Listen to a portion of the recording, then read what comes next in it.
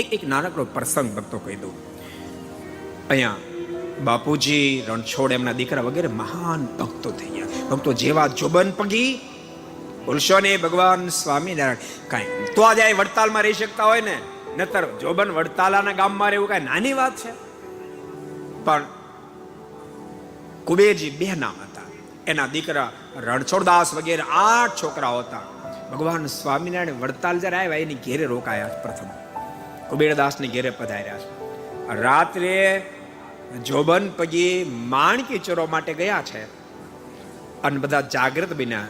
જોબન પગીને કહી દીધું, જોબન પાછો વળજે ને તો ઠાર કરી નાખશું. જોબન પગીને પાછું હાટવું પડ્યું.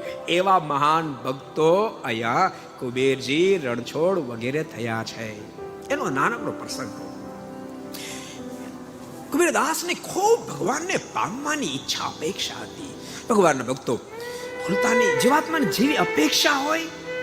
ઠાકોરજી પાસે એક પુસ્તક મેં વાંચ્યું હતું, બહુ સરસ પુસ્તક હતું, કે ઠાકોરજી પાસે માત્ર તથાસ્તુ શબ્દ છે. જય સ્વામિનારાયણ શું શબ્દ છે?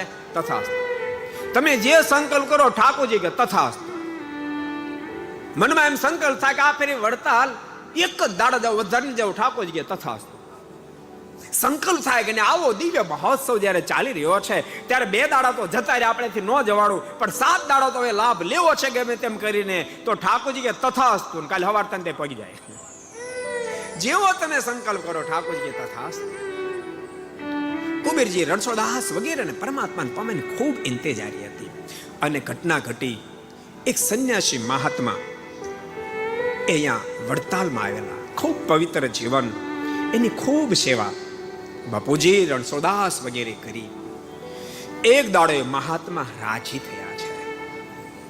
રાજી થઈને કહ્યું છે, બાપુજી,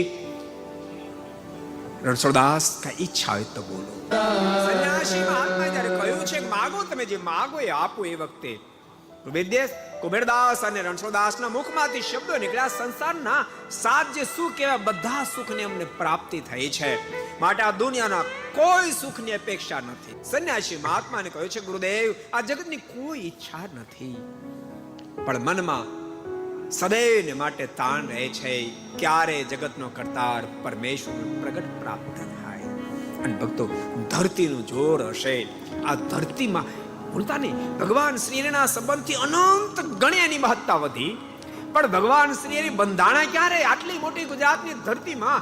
કેમ વડતાલ વડતાલ વડતાલ ભગવાન શ્રી હૃદયમાં ધબકારે જેમ બોલતો હતો? કારણ કે આ ધરતીની પણ મહાનતા હશે. મારને કહે છે કે જગતના કરતાર પરમાત્માના દર્શન ક્યારે થશે? બોલતા બોલતા બંને જણા રડી પડ્યા છે.